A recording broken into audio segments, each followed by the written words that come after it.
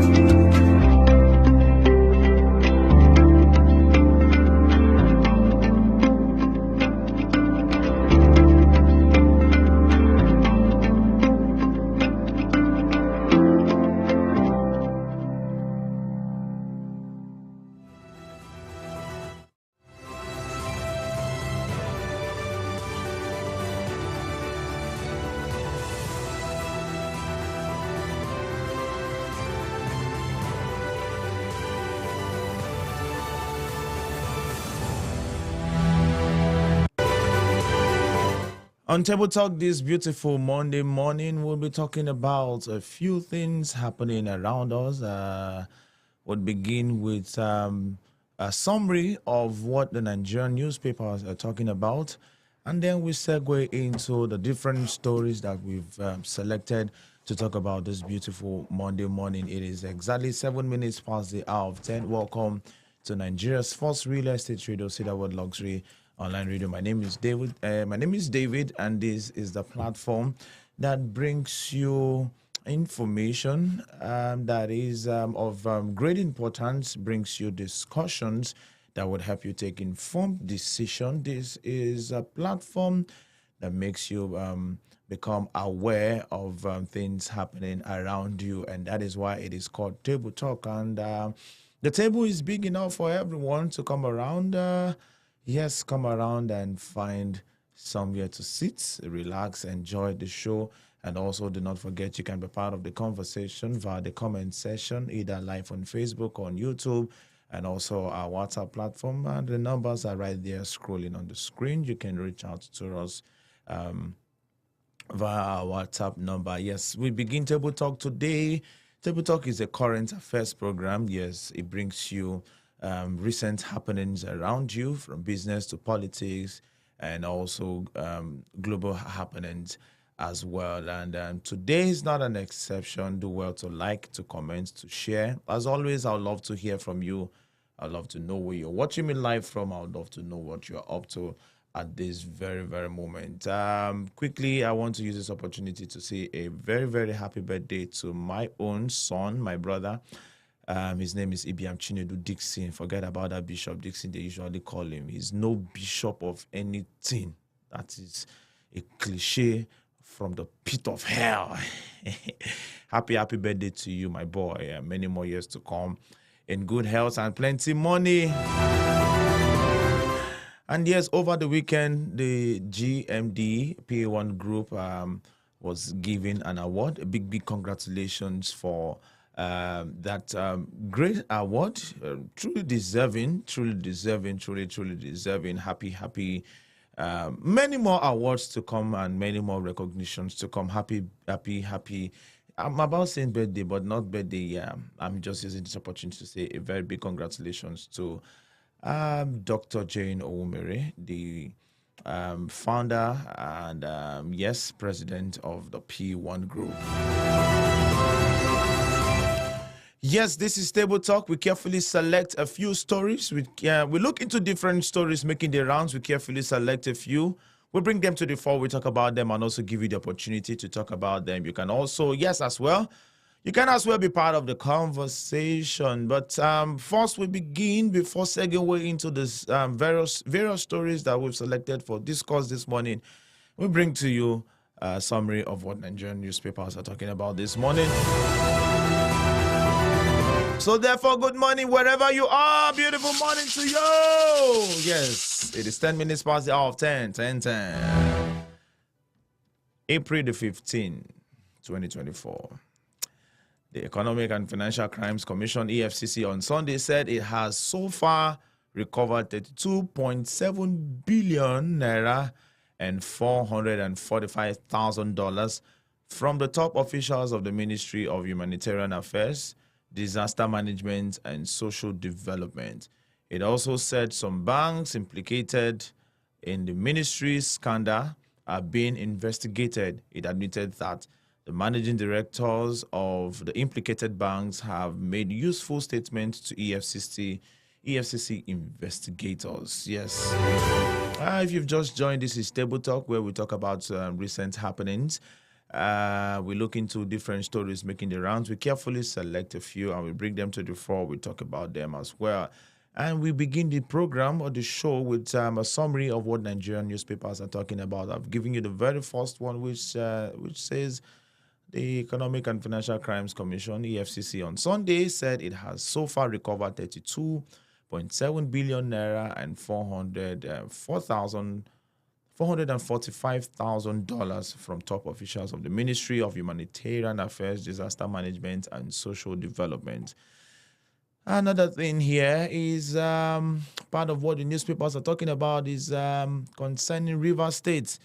And it says here that Rivers State Governor Siminalayi Fubara on Sunday said that his detractors are having high blood pressure. They are having high blood pressure and sleepless nights because former Governor Peter Odili is supporting him. Odili, who governed the state between 1999 and 2007, has not hidden his membership of Fubara's camp since the beginning of the political crisis in the states. Another thing, or part of what the Nigerian Nigerian newspapers are talking about is concerning Nigeria being on the track to become global economic powerhouse. According to a groundbreaking new report by Goldman Sachs, the prestigious investment bank forecasts Nigeria's promotion to the world's fifth largest economy by 2075, boosting a staggering gross domestic product (GDP) of $1.1 trillion. Number 4, former Senate President Ahmed Lawan has called on military authorities to immediately investigate the killing of 3 innocent civilians by soldiers in Gashua, the headquarters of Bade local government area of Yobe State. It was reported on Sunday that soldiers fired indiscriminately into groups of protesters who were approaching the stop and search checkpoint near Gashua Bridge to protest the alleged killing of a tricycle operator by the soldiers in Gashua. Number 5, the remaining staff and students of the federal government, the Federal University, Gusau, Zamfara State, who were abducted on September 22, 2023, have regained freedom. Bandits had invaded hostels in Sabon Gida community of Banguda local government area of Zamfara, abducting over 20 students, mostly ladies. And number 6 here says the Nigerian Army says it has launched an investigation into the killing of a hotel manager in Abia, Achimugu James Etubi, who was allegedly tortured to death by its troops. Spokesman of the Nigerian Army, Oyeman Wachuku, said any personnel found culpable of wrongdoing will face appropriate legal sanctions in line with the military tradition. And number 7 here says officials of the Edo States network and members of the public works volunteers on Sunday pulled down the security post in front of the residence of the former deputy governor Philip Shuaibu in the government's reservation area, Benin. Shuaibu was impeached by the Edo State House of Assembly last Monday over the allegation of leaking official secrets and perjury. Yes, perjury. All right. Number 8, the state government police command said, the Lagos State Police Command said on Sunday that a total of 1,019 suspected miscreants were arrested in different parts of the state in 6 days. The State Police Public Relations Officer Benjamin Hundeyin disclosed this in a statement on Sunday. And then number 9, Israel pledged that it will exact a price from Iran as the country weighs its response to an unprecedented overnight barrage of drone and missile strikes while facing international pressure to de-escalate. And then the last year, Governor of the Central Bank of Nigeria, CBN, Mr. Yemi Gadoso, said on Sunday that the Apex Bank will soon introduce a new set of foreign exchange laws and guidelines to address naira depreciation and achieve exchange rate stability. And that is a summary of what Nigerian newspapers are talking about this beautiful Monday morning.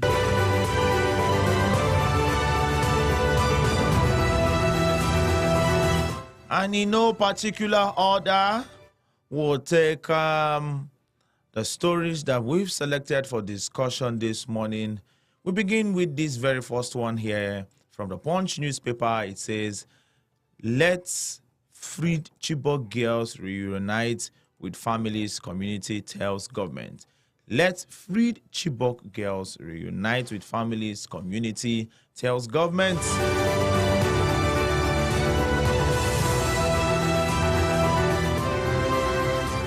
The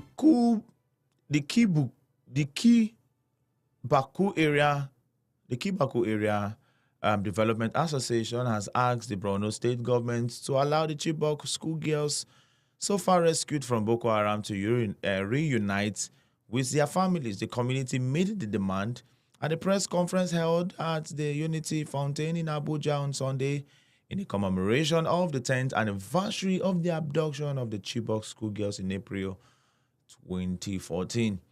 10 years. Wow. So it's been 10 years already.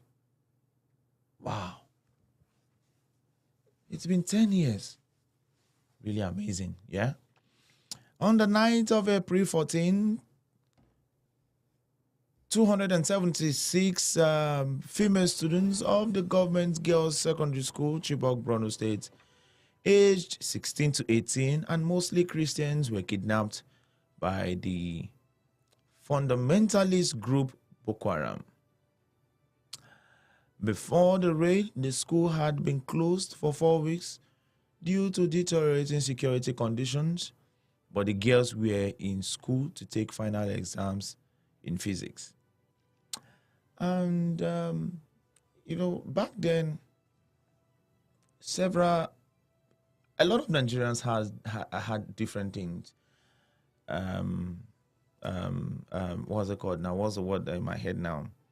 People said different things, that it was stage managed, it was an intentional work by the government. People said different things, conspiracy theory over the adoption of the Chibok girls and all that.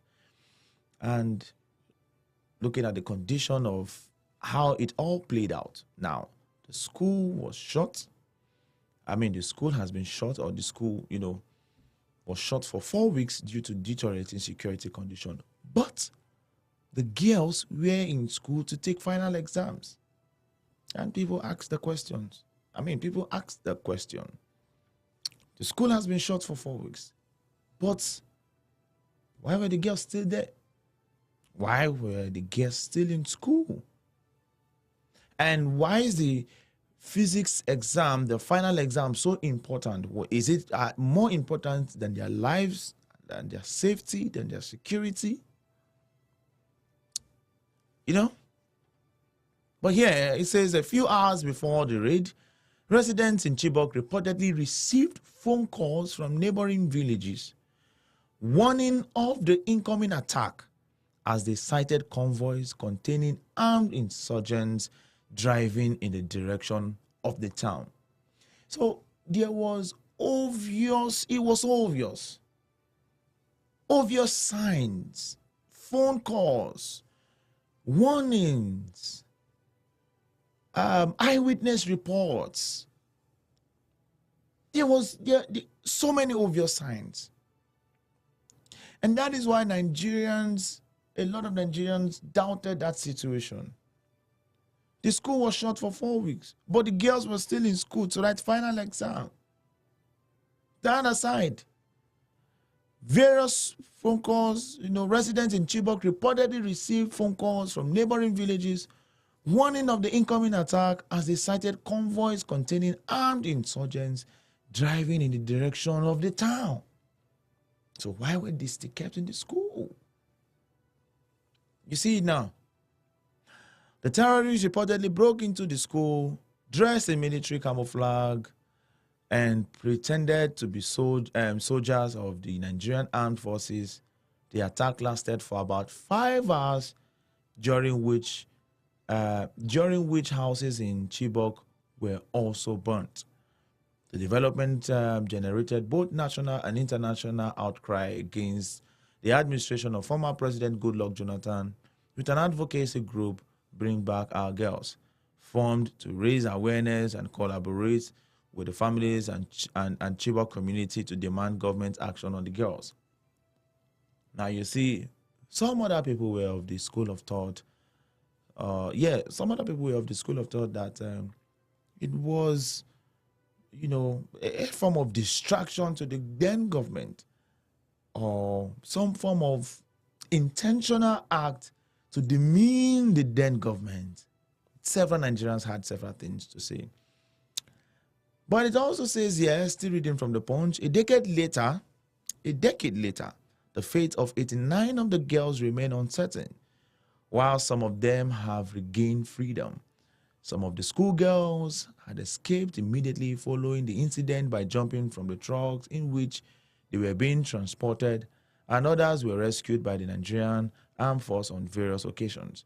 According to the Kibaku Area Development Association, some of those rescued have been in the custody of Borno State government and are yet to be reunited with their families. Speaking during the Abuja press conference on Sunday, the national president of the Kibaku community, otherwise known as Chibok, Dauda Elia, decried what he termed the second captivity of the released girls by the Borno State government. We demand the urgent release of the rescued girls in the custody of the Borno State government to their families and not to anybody, not the terrorists, the so-called repentant terrorists that were in the first place their adopters. So funny, right? The girls' consent and that of their parents and guardians were not sought before they were abducted. As such, what is the bias to seek their consent before they are allowed to be returned to their parents? We demand that we are availed all the rescued daughters at home and in school for any organization or group that wants to support them.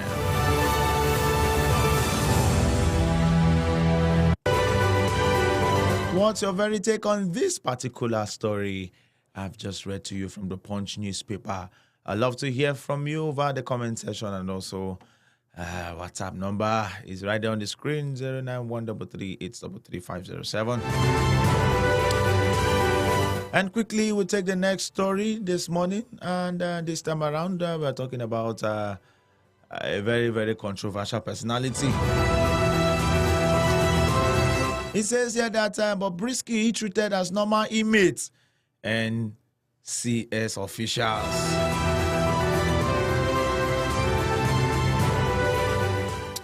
How many of you saw the video of a very dark man who said he was going to take up some actions if Bobrisky, who claimed to be, or who happens to be a cross-dresser, and the fact that he is breaking an aspect of the Nigerian law that doesn't allow for, and all that. And, he came out to say, if this guy is not arrested for doing this, he's going to take up some action, since we want to justify some set of necessary justification. So therefore, and when it was reported that he has been arrested, he did another video celebrating the arrest. And we hear that Bob the Bob will be in custody for 6 months. But here it is saying that Bobrisky treated as normal inmates is not getting any VIP treatment, as some Nigerians saying. Controversial cross-dresser Idris Okuneyi, aka Bobrisky, who was handed a 6-month prison sentence over Naira abuse, currently shares the same cell with male inmates. At the Iko Custodial Center, Punch Metro has learnt. Okay. So therefore, when I was reading this story this morning, I was just laughing in my head. I had a lot of things I would have loved to say, but let's just concentrate on what we are here to do. So is the male is with the male inmates? Okay. But why is it the thing? I want to say it, but I don't know how to say it. But let's just continue. Justice Abimbola Awogboro of the Federal High Court in Lagos, while sentencing the convict on Friday, April 12, 2024, said the judgment would be a deterrent to others who are found abusing and mutilating the naira. But Brisky, who was taken into custodial center after the judgment, was said to have been treated equally like other inmates. A top official in the facility who spoke to a respondent on the condition of the anonymity as he was not authorized to speak on the matter, said the cross-dresser was examined at the point of admission. So he was examined. And now he was what? Examined. According to the official, the outcome of the examination revealed that the convict had no realignment of gender or genital organs. Because many Nigerians are saying that he has realigned his genderality. So now, according to the official, after the examination, it was revealed that the convict had no realignment of gender or genital organ. The source said that Bobrisky made a public declaration that he was a male, and court proceedings are public records. Every inmate brought into a facility during admission is examined. He was equally examined and no realignment of gender or genital organ was discovered. The male biological features were the same.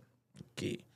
After that, a cell was allotted to him and he had a certain number of inmates with him. A bed space was also allotted to him. It is just like a boarding house where your housemaster will issue you your personal belongings. The source added that the convicted crossdresser had been observing the rules and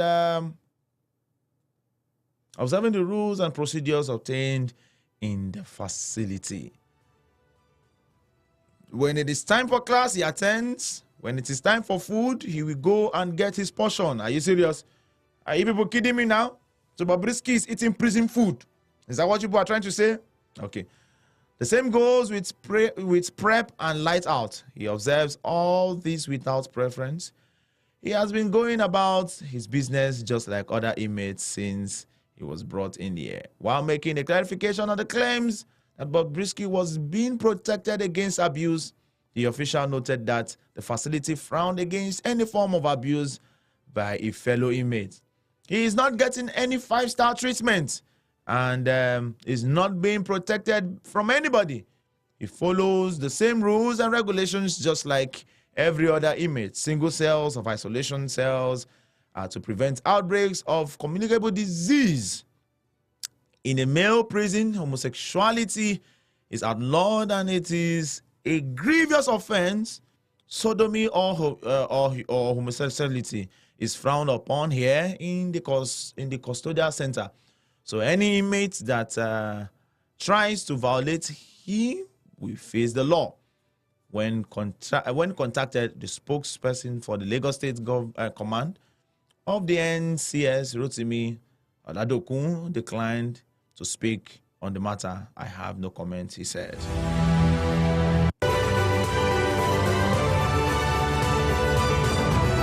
Do you believe that Bobrisky is having special treatment in prison? Or you see that it's a lie? I doubt it. What's the take? All right, let's go and take this very one from the Vanguard. It says global condemnation trails Iran's attack on Israel. Global condemnation trails Iran's attack on Israel. You know, going through the comment section on Twitter, X, World War III was trending, and I was worried a bit looking at some of the posts and also going through some comment section. You know, somebody said, trouble they sleep, Yanga go become. If Israel now want to retaliate, I was also, I'm not sure if it is part of what I selected this morning. I also read somewhere about Israel delegating if they were going to retaliate or just look at them and just look at Iran and say, well, leave this toothless bulldog. Let's just leave him. He just won't show. Just let him be. Let him have. Let them do what they. All right. It says here that global condemnation trails Iran's attack on Israel. Where's the story now? This is. Okay. Where did this start from?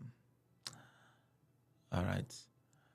All right. Countries around the world yesterday condemned Iran's strike on Israel, warning the attack could further destabilize the Middle East. This is as Israel is debating Iran's attack response at the Knesset with the U.S. and her allies scrambling to stop a slide into all-out war. Israeli officials say that the Prime Minister Benjamin Netanyahu's war cabinet favors a retaliation against Iran for its mass drone and missile attack, but is divided over the timing and scale of any such response, according to Israeli media reports. Israeli cabinet debates response to Iran attack.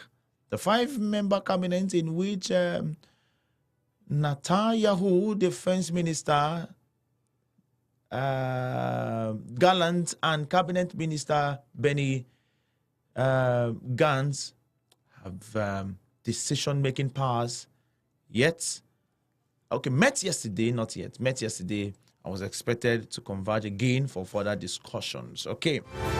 So in a nutshell, I actually took out time to go through the story. It's actually a lengthy one. I would advise you to pick up the Vanguard and read up on this very one. It talks about, where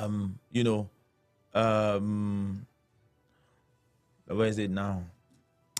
It talks about Israeli cabinet debate response to Iran attack. So I think it's a 5,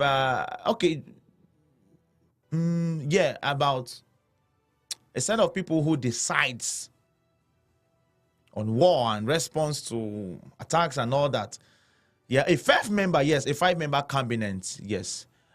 A 5-member cabinet, are yet to decide. They make decisions. They are the ones that are in charge of making decisions. They say, which country will blow today? Let's blow this country. Or probably there is an attack, or there is something as regards fighting war and all that, they sit down together and say, okay, let's retaliate, let's not retaliate, let's fight back, let's not fight back, let's revenge, let's not revenge. And this particular story, the Vanguard, also takes it further and looks at it from the angle of Iran attack on Israel and what we know.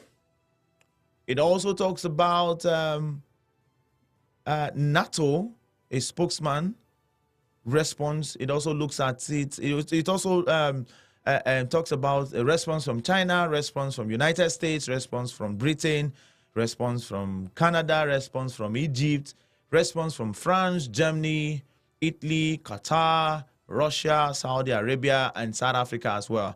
So because of my time, please, I would love you to pick up the Vanguard and read up the entire story concerning the global condemnation and that trails Iran's attack on Israel. My duty is to bring you aware, is to bring to your notice happenings around, and also encourage you to take further step in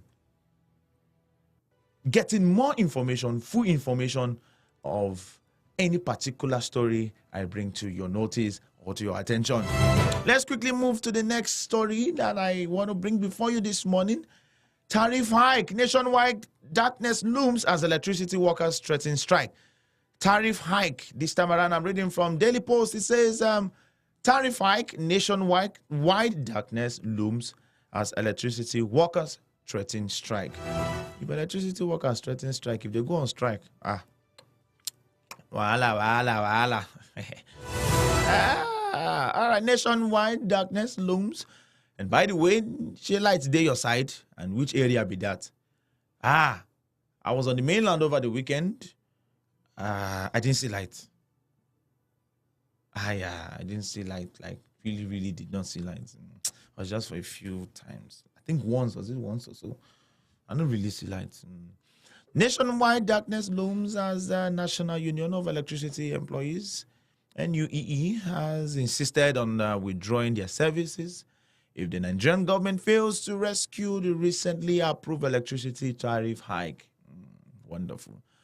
In a statement by its acting General Secretary, Dominic Ikwebike, NUEE told the Minister of Power, Adebayo Adelabu, that if nothing was done about the withdrawal of the tariff, its members would take decisive action.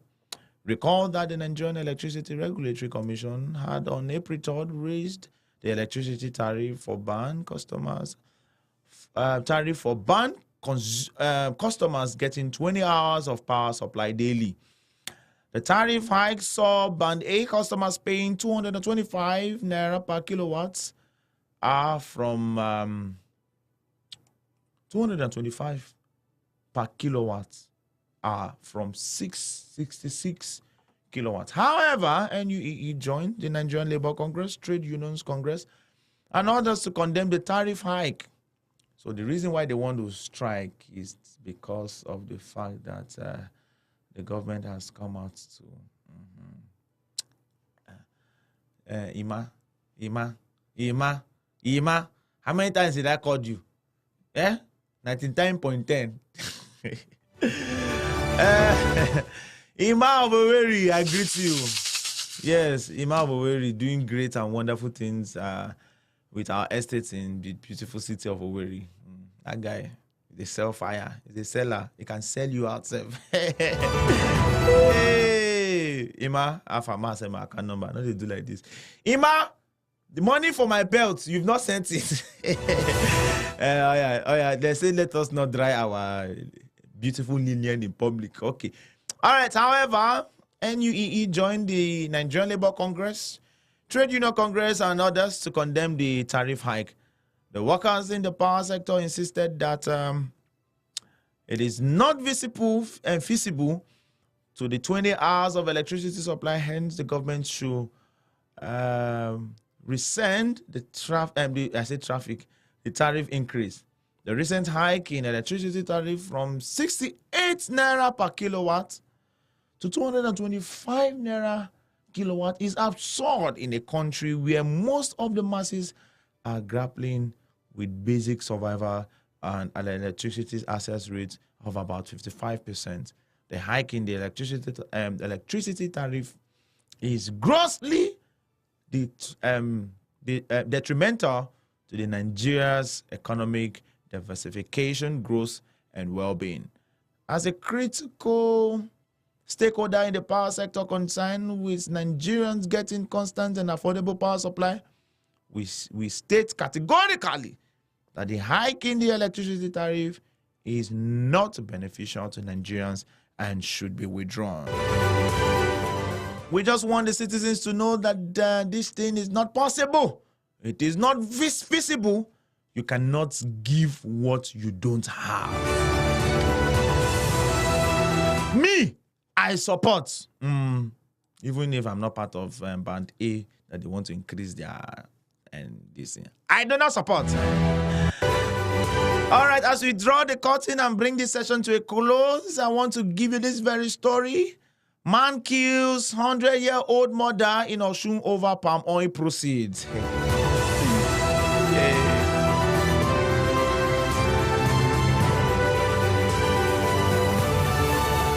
Hey, and by the way, last week I thought it wise to always give a shout out to, everybody is my face you are seeing. But there is somebody in the background that is always doing the work and ensuring that the work is going fine. In the person of Mr. Itunu Ajayi Emmanuel, big shout out to you. You are doing well. You know, go smile. So this man killed a 100-year-old mother in Osun over palm oil proceed. Ha! Oh, wow. Jesus, Lord. Palm oil proceed. All right, it says here that operatives of the Osun State Police Command has arrested a 63-year-old man, Lukman, who is not looking well, Joju, for the alleged killing of his 100-year-old mother, Kilo Day. Daily Post gathered that Adejoju,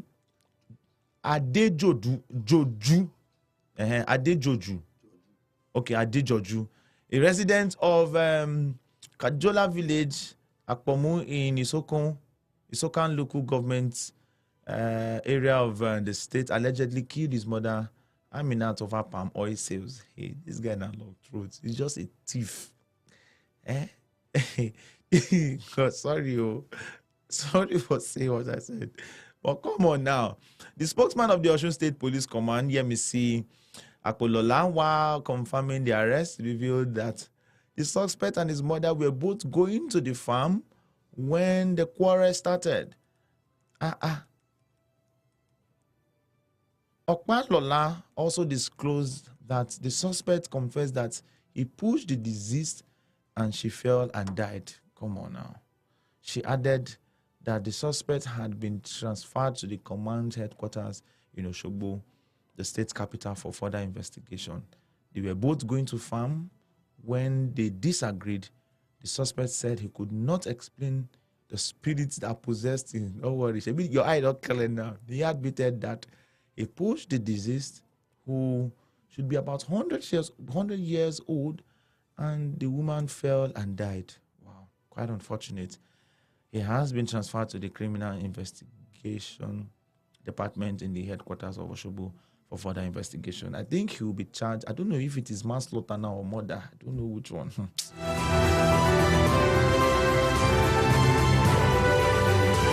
If you know you have anger issues, just try and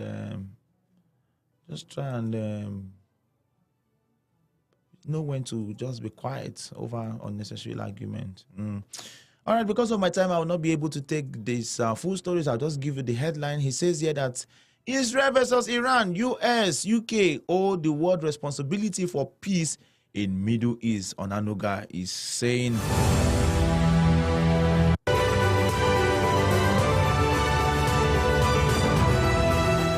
And this very one also says, yeah, I actually chose this particular one. Wait. I will read this one. Let me just take the last one.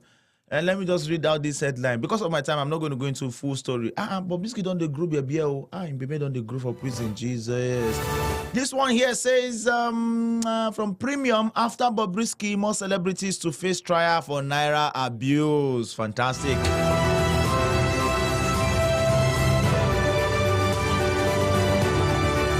And I'll take this very last one because it concerns me and every other Nigerians out there. Despite government intervention, price of Gari, price of Gari soars in Akwa Ibom. Okay, it's in Akwa Ibom. Oh, my Akwa Ibom brothers. Hey, my Akwa Ibom brothers. Gari, Garium sulfur. Oh, cassava flakes. What will now happen to Association of Gari drinkers now? What will happen? What will happen? What will be the fate of Association of Cassava Flakes lovers? Association of Garium sulfate lovers? The price of Gari, a popular Nigerian staple. They even give him grammar. A popular Nigerian staple has witnessed a leap for the third time since the beginning of the year in Uyo Akwa Ibom State, despite the state's government intervention. And Mario is in Akwa Ibom. Oh. Mario is in Uyo. What will Mario be drinking? Our honorable BDE in Uyo now. Oh, poor Mario. Please, let's just pray for Mario. A premium time survey of markets and retail shops in Uyo in the last week of March on Easter Sunday showed that the price of Gari, which was 100 naira per cup last December, had jumped to 150 per cup, with 4 cups selling at 500 naira against 5 cups last December. The newspaper had also reported that a 5-liter container of Gari had increased from 1,000 naira last December to 2,200 naira by Easter, while a bag of Gari 100 kg increased from 40,000 naira to 75,000 naira within the same period. The price of Gari has further ballooned by almost 100%, a fresh premium time survey in the state capital in the second week of April shows. My heart goes out to everybody in Akwa Ibom. I pray that this Gari situation, God will intervene. And for our people, P1 plus people in Uyo, Mario and Focus, just take heart. Don't worry. I'll speak to the MD. We'll see how we can give you Gari allowance. That is my time, ladies and gentlemen. Thank you very much. I'm sure you had a wonderful time, because as far as I'm concerned, I had a wonderful time. It is always a wonderful time getting to, getting to be informed of happenings around you. I always love it when I'm informed. I always love it when I, get updated with happenings. It just gives you that sense of not responsibility, but you are, when you're up to date, it gives you a special feeling, and that is what we do right here every Monday morning by 10 a.m. All right, thank you very much, everyone. God bless you. I'll be back again by 1 p.m. to give you another update on risks and recent happenings as far as real estate is concerned. God bless you all, and see you all by 1 p.m.